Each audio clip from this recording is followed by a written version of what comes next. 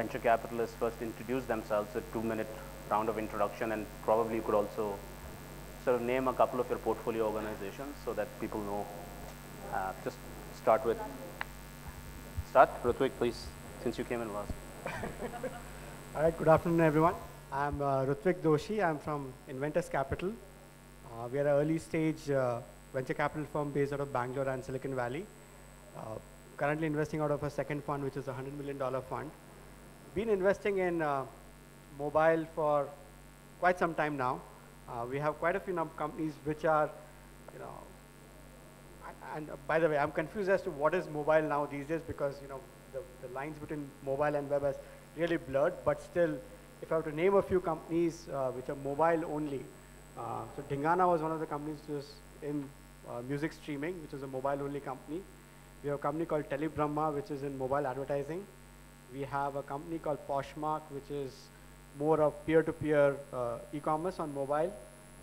We have a company called Farfaria, which is like Netflix for kids' books on mobile/tablets. And these are like pure mobile kind of companies. And then I think the rest of the portfolio anyway has something or the other to do with mobile. So in some sense, you can say it's close to 100% out there. Hi, Karthi Maraswamy from Qualcomm Ventures. So we're the corporate arm of Qualcomm, so we only do investments in mobile. But I think Rutvik highlighted this. I think that's probably what we should discuss. I don't think mobile is a vertical anymore. I think it's a horizontal thing that probably affects and influences everything. So today you can't find a startup, whatever area they are in, without having a mobile element in it. Right? So there are maybe some companies have more of an element than others, but I think mobile is more horizontal now. We are early stage technology VC focused around mobile internet, and telecom. I've done about 20 investments, been here for 7 years now. First investment was in 2007. Some of the companies, Decap, Capillary, Apalia, MapMyIndia, Housing, Portia. So I'm Karan Mola from IDG Ventures. We are also an early stage technology-only focused fund. We've been investing in India for the last 7-8 years now. And again, for us, mobile sort of cuts across various lines, whether it's consumer or enterprise. Some of the companies we've invested in, and I'll name mobile first, and then what are slowly becoming mobile-first companies. So Apalia is an investment we had done with Qualcomm some time back. We're also investors in Vserve, which is the largest mobile advertising exchange in the emerging markets. Silverpush, which is a mobile retargeting platform for global market. So we're obviously believers in the ad tech space. We'd also invested in SourceBits, which was an app development and app publishing company recently, which recently exited. We're also now investing in early stage, which is before Series A, which was our bread and butter, and we continue to do that. But we're also investing in smaller and early stage startups, specifically around mobile, because a lot of the next generation of disruptive companies, we believe, will come which are mobile focused, and some things which we're seeing from our e-commerce learnings as well, where we've invested in Myntra, which is now part of Flipkart, FirstCry, Lenskart, Zivame, all of which are getting close to 50% of their transactions from mobile, and Yatra, which again is very fast-growing company in the mobile travel space. Obviously, started off in the PC space, but I think everything that we're seeing is moving towards mobile, and that's something that we're very, very excited about. It's good to be here, and I think my name is Bharti Jacob. I'm with Seed Fund, an early stage venture fund that invests in India markets, focused companies. And since by definition, India is one of the largest mobile markets, we do invest in mobile only companies or mobile focused companies. I think it's great to finally see mobile coming of age. I think all our investor pitches for at least 10 years have had this one slide that said in India, there will be millions whose first interaction with net will be on mobile. And I think it's finally coming true. I suspect 2014 was really the inflection point. We do have some companies which are mobile first only. There's one of them, Vonik, that will present later today, which is a styling platform. and transaction platform. And then we also have companies like Sportskeeda, where they get lots of traffic from mobile, either through their app or mobile internet. Great to be here, and I'm sure you have a lot of questions for us. Sure. So I will start with the first question. I'm sure all of the entrepreneurs also want to ask this question. The first question is, of course, what are the top 3 things that investors look for in the order of priority when you're evaluating a mobile startup? Bharti, why don't you start? I think, you know, the top 3 things invariably end up being the team, what kind of a team it is. Whether it's mobile only, web only, or it's offline, whatever it is. I think in the mobile space, what is the critical element is, if it is a consumer play, is consumer going to bite it? Is consumer going to use it? Why will they download your app? There has to be a compelling reason for somebody to download your app. Because if you look at the mobile phone form factor, it is very small. So there are 20 icons there. Which one is somebody going to look at it? Which one somebody is going to, you know, which is going to be the 21st icon on that real estate, that consumer real estate there is. So I think that's number 1. And number 2, what is the kind of engagement you're able to generate? Is it once a week that I open the app? Is it once a month? Is it once every day, twice every day? That will be, again, very important matrix. And the third is, of course, how do you make money? How do you monetize it?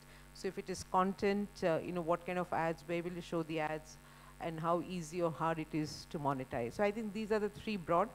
The rest of it will be what applies to any other, you know, company. You know, what's the position and what's the team like?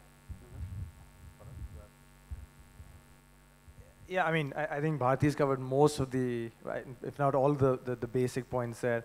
I think the only other thing that, you know, I look at when looking at mobile companies is, you know, what is the problem that you're trying to solve? Because a lot of times people are like, well, I'm a chat company with a twist, or I'm a gaming company with a twist, which is great, but it may not be something which will be, you know, massively scalable, and there are a number of reasons for that. So I think firstly defining what is the problem and the value proposition, as Bharti put it, what is that? And which is the customer that you're going to try and go after? You know, in the morning panel which I moderated, in fact, I think all the companies were focused on the Indian market and the Indian consumer. But there is a whole world out there of getting into global customers. You know, Deck app is one certain example of that, which is being built out of India for a global market. And it cannot be built for an India-first market because the value prop is very different. So before, you know, anybody comes to investors, whether it's VCs or angel investors, think around what is your value proposition and who is your customer, because once you get those basic points right, a lot of the other things become easier to solve because that clarity of thought, and, you know, at least you have your vision and your end goal in mind, and everything else, you know, team and all can be built around that, which is equally important. But that's one thing which at least I find lacking in entrepreneurs who are wanting to think about creating a mobile business. So that's at least my input to them. I think both of them covered most of it. I think the one thing that I want to expand upon what Karan said is that you see a Truecaller doing well. Now I see like 20 plans which are very similar, right? And then they all have reasonable downloads as well.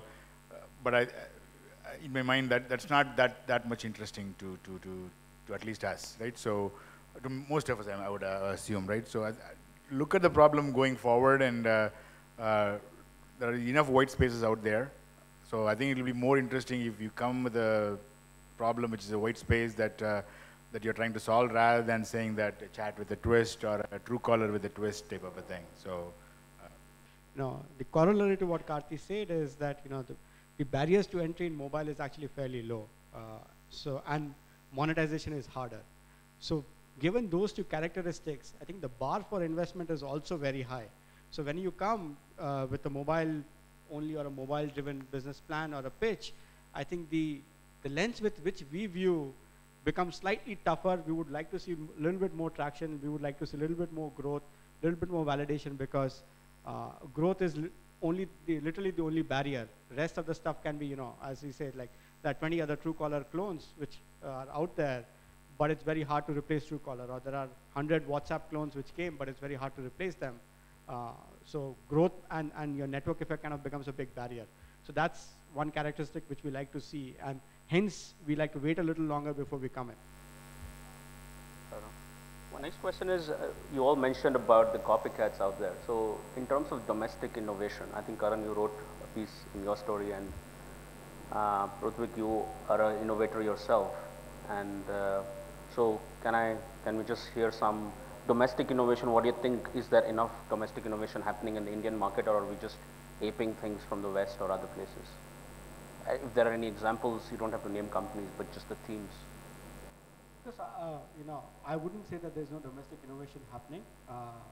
Yes, I acknowledge that there is a lot of copycat within the Indian ecosystem out there, but there are enough uniquely Indian problems also out there which are being solved. And I see entrepreneurs, I think, almost on a daily basis who are, solving, and without taking any, I don't want to take any recent names, but if I go back to a very old investment which what Bharti and us had done together, which was Red Bus, in some sense, yes, it's a copycat of solving a travel problem which was already existed, but it was a uniquely Indian problem.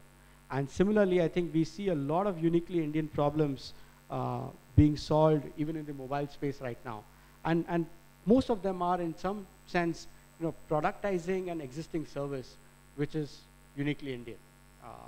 So that way, I think lot more stuff happening compared to what it was maybe 2 years back. So I think let's separate the two. One is not a copycat, and then second thing is for Indian market, because they don't have to go together, right? So I mean, our company DECAP is a good example, right? So they are mobile first or a personal devices first presentation suite, right? And they are not a clone of anything that's out there in the market. They are one of the first in the market, and there are now a few more companies out there in the West. But the product is global, right? It's not just applicable just for India, right? So, so there are people trying those type of solutions out as well. And then we evaluated a company, which has been part of BizSpark and whatnot, a company called Oris Networks. They're trying to solve a solution which is very uniquely Indian, the concept of going to a teacher for coaching, the individual teacher for coaching, and then that teacher is always crowded up, and then so no access beyond the people that can go to the class. That's uniquely Indian, right? So there is no copycat from anywhere else, right? So I think there are enough examples, and I think that's the challenge that I will give to the group here as well, is that and these companies are getting funded as well. So I think we can't blame that, okay, VCs will fund only copycats and whatnot. But I think we need to see enough companies, enough ideas that are neither copycats, that could be just global solutions, nor things that won't apply for the Indian market, right? So if we find good solutions, I think people will look at it.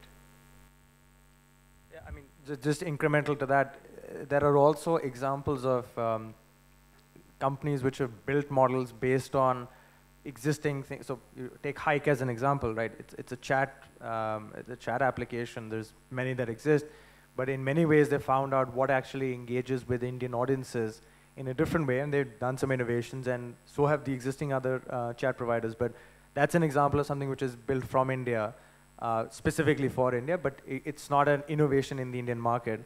And similarly, as Karthi mentioned, in education, there are enough examples of companies. I think Apalia, when we invested, was also an innovation because it was powering video at low bandwidths, powering the carriers, not a direct-to-consumer play. Redbus is a great example of that. So I think NewsHunt, which was, Vishal was in the panel this morning, they are going after hundreds of millions of customers in the vernacular language space. And yes, there are examples of that in China and Japan, but the way you go after 27 different regional languages is very different than you go after the regional languages in China, and the way you enable content to be digitized is very different. So the ideas may be similar to what's been done. I think it's a lot around the Indian innovation and the execution of that, and how you enable that for the end consumer. That differentiates the good companies from the copycats or whatever you want to call them. I don't know whether to blame entrepreneurs or the investors. Because investors will say, is there something like this in the Western world? Is there something like this in China? Are we China -5 or China -10? So I don't blame uh, entrepreneurs all the time. But I think we are seeing a lot more innovation today than we over the years, and I do think entrepreneurs are becoming a lot more enterprising. They're thinking outside the box. They are thinking solutions for India markets. And it's also because I think it will only improve. The secular trend is very positive. When, you know, the children of internet, people who were born in, say, early 90s, mid 90s, who come of age and start companies, I think, you know, we will see even a lot more outstanding companies, you know, which will be very, very different, very uniquely Indian. The second point on mobile, I suspect there would be a lot of India only plays or India first plays. And I think India does provide unique opportunities to create those models. If you look at the way you use mobile versus, you know, data on mobile versus the way you use laptop or a desktop, it's very different. You use it, mobile data, when you have some downtime. And when in India, we have a lot more downtime than in other countries. Right? We're waiting for bus or waiting for a meeting. Meeting is delayed, conferences are delayed, panel is delayed. That's the power of that. 40 minutes of data reading, right? While you're waiting for this panel. So I think you as entrepreneurs have to think of that. Entrepreneurs have to say, if I am, you know, if somebody is using mobile, what are the conditions under which they use? So the networks are bad. I may have 40 minutes of downtime while waiting for this panel to start, but the networks are bad. So when I'm thinking of content, whether it's video or text, you know, what kind of a company I should create, what kind of technology I should use. I think those are the differences, but I am personally very bullish on Indian entrepreneurs today. I don't want the audience to walk away with an impression that copycat is bad, because if I take a, a recent example, you know, if you look at the taxi services, right? Yeah, Uber kind of came with the model and innovated around the model, but there are several unique Indian angles or local nuances which cannot be directly applied, or which needs a local presence, which needs local expertise to be done. And we've seen, you know, several taxi companies which are based out of India, for India, and doing phenomenally well. So being copycat is not always bad, because in many business models, 99% of the stuff is in execution.